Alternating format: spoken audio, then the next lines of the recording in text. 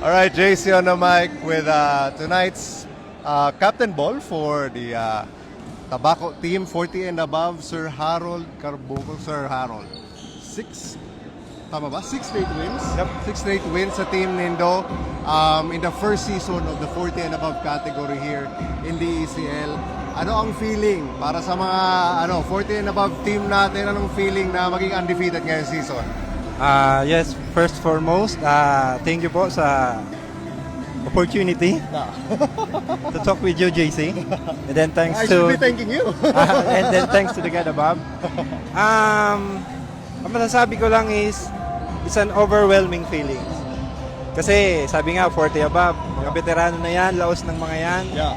But for us, yung passion nandun pa rin. So we are very thankful na nabigyan pa rin kami ng chance para makapaglaro sa mga ganitong league. It's so good to hear, Sir Harold, and so inspiring. So, of course, for everybody who was a little bit advanced in the age, and kumbaga passionate pa sa basketball. Ngunyan, Sir Harold, ang kalaban nindo digdi, ang Team Santo Domingo, nakalaban na nindo in the elimination round, medyo nalamangan kamo kay ning team na ini for the most part. Pero kang fourth quarter kang kawat na ito, nakuha nindo sulamang, tapos eventually kamo ang nanggana. Paano nindo maduduplicate ang araw kay itong performance kang last game nindo, and kaya ba nindo maduplicate itong kunyan? Yep. So again, JC, alam naman natin formidable team tong Santo Domingo. So we cannot count them out. As we know there's a reason that they were here, right? Yeah.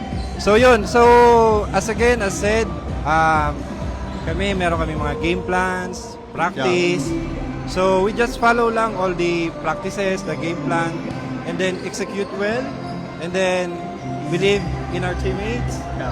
then sa mga coaches, and most yung believe sa mga sarili namin.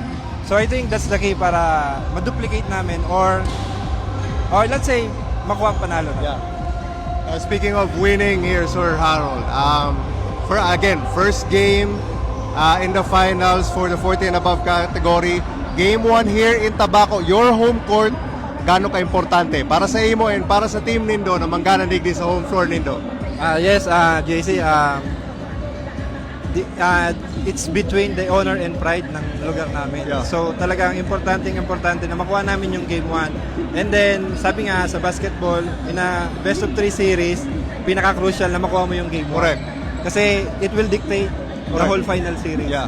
So gagawin talaga namin lahat para makuha yung game 1 na to.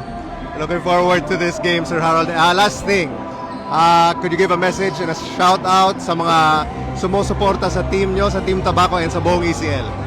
Yes, first of all, shout out to my wife right there, Dandel Carbunco, and then sa mga anak ko, Amari, yung dalawa wala na sa Manila, and then yung sa mama ko, shout out, and then sa buong Carbunco clan, and then sa mga friends and relatives na nasa Tabaco area, and then lahat ng mga nanonood dito sa gym na mga Tabaqueño, and also yung support ng mga taga-Tabaco watching FB Live, Dope Media with JC on the mic.